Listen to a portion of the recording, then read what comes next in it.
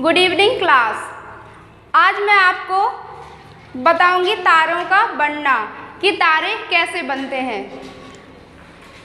हमारे ब्रह्मांड में असंख्य तारे हैं जिसको हम गिन भी नहीं सकते हैं कि बहुत सारे तारे हैं, बहुत सारे आकाश पिंड में बहुत सारे आकाश पिंड के रूप में तारे हैं ब्रह्मांड में। वो क्या करते हैं, बनते हैं और ख़त्म होते रहते हैं। तो आपको आज कैसे बनते हैं वो बताएंगे और कैसे ये नष्ट होते हैं वो बताएंगे। तो जब क्या कहते हैं, जब विरल गैस आपस में आती हैं और बादलों जैसा धुआं छा जाता है तभी आपकी निहारिकाएँ बनती हैं। क्या बनेगी आपकी निहारिका।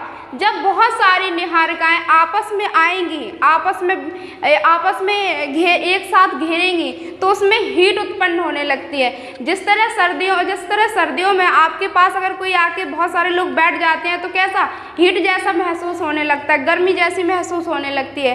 तो ऐसे इनमें ही होता है, हीट उत्पन्न होती है। हीट उत्पन्न होने के साथ साथ ये क्या करते हैं, ये तारा बन जाते हैं।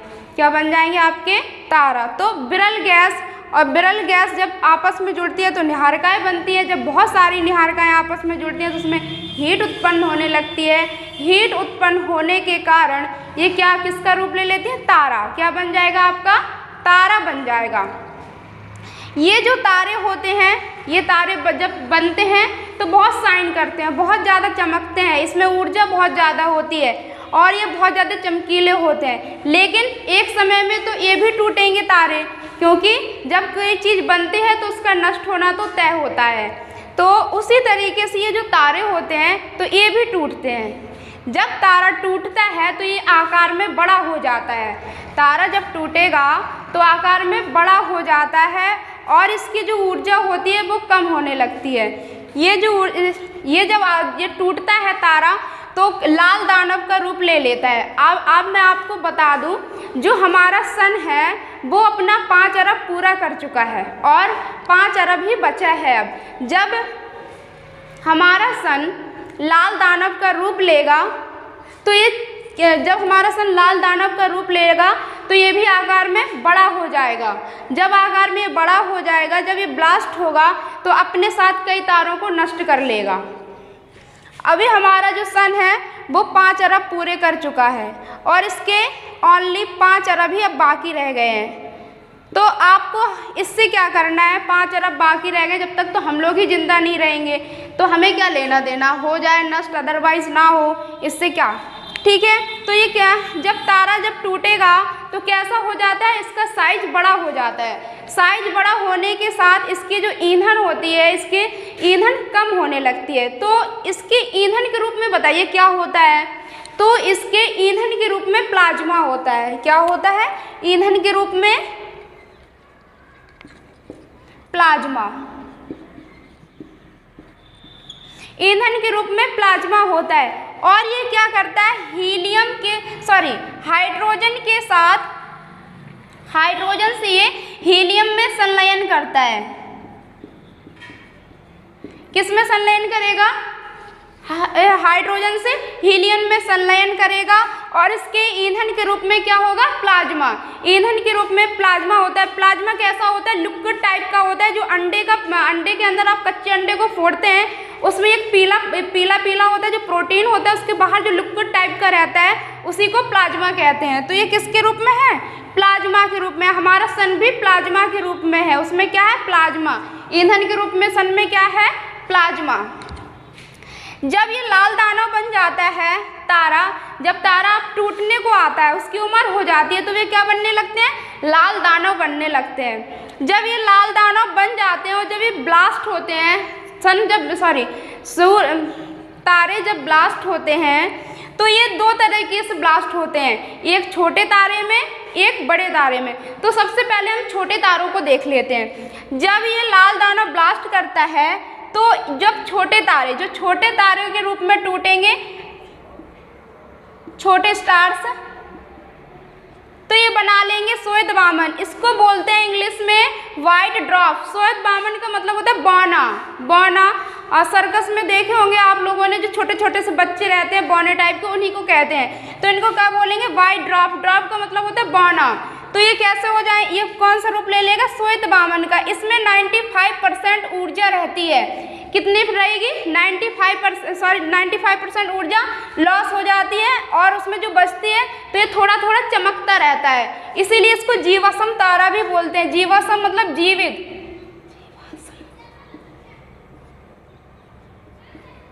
श्वेत वामन को जीवाश्म तारा भी बोलते हैं। अगर आपसे पूछा जाता है कि जीवाश्म तारा किसको कहते हैं, तो श्वेत वामन को हम जीवाश्म तारा बोलेंगे। किसको बोलेंगे, जीवाश्म तारा श्वेत वामन को बोलते हैं। जब इसकी प्योर ऊर्जा नष्ट हो जाती है, पूरी ऊर्जा लॉस हो जाती है, तब ये काला वामन का रूप ले लेता है और ये क्या आकाश पिंडों में, ब्रह्मांड में ऐसे ही घूमता रहता है, इसमें कुछ नहीं रहता है, क्योंकि पूरी ऊर्जा हमारी कैसी हो चुकी होती है, लॉस हो चुकी होती है। इसीलिए ये क्या हो जाता है, काला वामन। इसको इंग्लिश में बोलते हैं ब्लैक ड्वार्फ। क्या बोलेंगे, ब्लैक ड्वार्फ, क्योंकि इसको इंग्लिश में ब्लैक ड्वार्फ बोलते हैं कि इसके पास बिल्कुल ऊर्जा नहीं होती है, ये ऊर्जाहीन हो जाता है। इसके पास 1% भी ऊर्जा नहीं होती है, ये काला हो जाता है और इसको इंग्लिश में बोलते हैं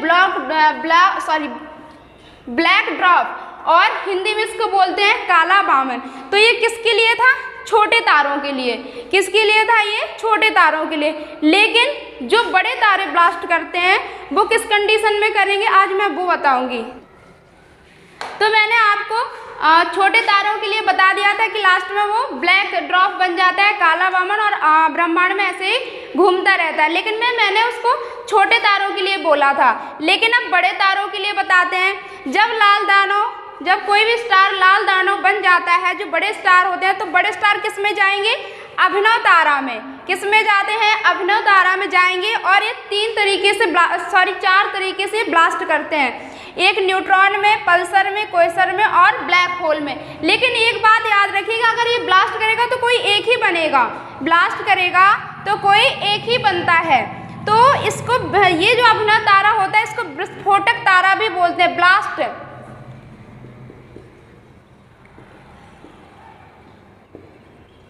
ब्लास्ट स्टार भी बोलते हैं। अगर आपसे पूछा जाता है कि ब्लास्ट स्टार किसको कहते हैं, तो अभिनव तारा को ही ब्लास्ट स्टार कहते हैं। ये जो न्यूट्रॉन होता है, ये साइज में सबसे बड़ा होता है। न्यूट्रॉन जो विस्फोट होता है, न्यूट्रॉन में अभिनव तारा का जब विस्फोट होता है, ये जो न्यूट्रॉन के रूप में होता है, इसका साइज काफ़ी बड़ा होता है और ये धीरे धीरे राउंड करता है, धीरे धीरे ही घूमता है, बहुत स्लो मोशन में घूमता है ये न्यूट्रॉन। इस पर कोई चार्ज नहीं होता है, न्यूट्रॉन में कोई भी प्लस माइनस वाला चार्ज नहीं होता है। और ये क्या होता है, ये बहुत स्लोली मीन्स होता है धीरे धीरे चक्कर काटता है, बहुत स्लो चलता है। ये जो पल्सर होता है ये तेज़ी से चलता है, लेकिन ये जो क्वेसर होता है ये अधिक तेज़ी से घूमता है। ये दोनों अधिक तेज़ी से घूमते हैं। तो आकाशपिंड में सबसे तेज़ी से घूमने वाले तारे होते हैं पल्सर एंड क्वेसर। ये जो ब्लैक होता है, ये जो ब्लैक होल होता है, ये आकार में छोटा होता है, लेकिन इसकी जो डेंसिटी होती है वो बहुत ज़्यादा होती है। ये कैसा होता है, बहुत भारी होता है, इतना ज़्यादा होता है कि अगर ये पृथ्वी पे आ गया ना, तो पृथ्वी को बीच से फाड़ देगा, बीच से बिल्कुल इसको ब्लास्ट कर देता है। ये आप अगर, जैसे हमारी पृथ्वी पे उल्का पिंड आते हैं, छोटे छोटे उल्का पिंड से, तो क्या कहते हैं, नासा के जो वैज्ञानिक होते हैं उनको देख के मिसाइल से उसको क्या कर देते हैं, उसका विस्फोट कर देते हैं, जो छोटे छोटे उल्का पिंड्स होते हैं। लेकिन ये मिसाइल को ही ब्लास्ट कर देगा, इसको कोई भी नहीं तोड़ सकता, ये मिसाइल को भी क्या कर देगा, मिसाइल को भी फाड़ देता है, ये मिसाइल को भी नष्ट कर देता है। क्योंकि इसका एक चम्मच भार, अगर आप इसको उससे चम्मच से भरेंगे ना, तो उसका एक चम्मच भार 20 हाथियों के बराबर होता है। ये बहुत कैसा होता है, भारी होता है, बहुत, इसमें डेंसिटी बहुत ज़्यादा होती है ब्लैक होल में।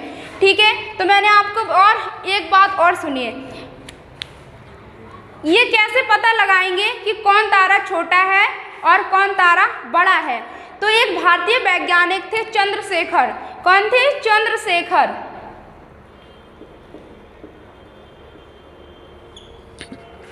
एक भारतीय वैज्ञानिक थे चंद्रशेखर, उन्होंने एक चंद्रशेखर सीमा बताई। चंद्रशेखर सीमा में उन्होंने बताया कि जो स्टार होता है, जो तारा होता है, उसका आकार सन से, किससे?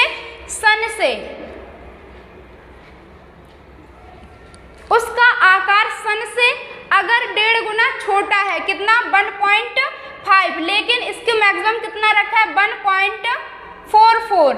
तो इसको मानेंगे 1.5 गुना है वैसे, लेकिन इसको मानेंगे 1.44। अगर ये सन से इतना छोटा होता है, कितना? 1.44। अगर सन से छोटा है इतना, मतलब 1.5 गुना, सन से 1.5 गुना अगर छोटा है तो वे किस में जाएंगे? श्वेत वामन में। अगर सन से 1.44 मतलब 1.5 गुना बड़ा है तो उस किस में आएंगे? अभिनव तारा में। इसी को कहते हैं चंद्रशेखर सीमा। क्या कहेंगे? चंद्रशेखर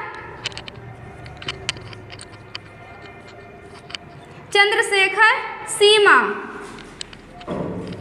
इसको कहेंगे चंद्रशेखर इसको कहते हैं चंद्रशेखर सीमा। जब तारा ब्लास्ट कर जाता है, लाल दानों के बाद जब तारा स्टार लाल दानव बन जाता है तो इसकी जो विस्फोट किस में होगी? वो किस पे डिपेंड करेगा? चंद्रशेखर सीमा पे डिपेंड करेगा कि कि तारा कौन किस में जाएगा। ठीक है, आपको एक बात और बता दूं, ये जो चंद्रशेखर सीमा होती है ये सन के द्रव्यमान, कैसे? सन के द्रव्यमान पर निर्भर करती है, और ये 1.5 मतलब 1.5 गुना होता है।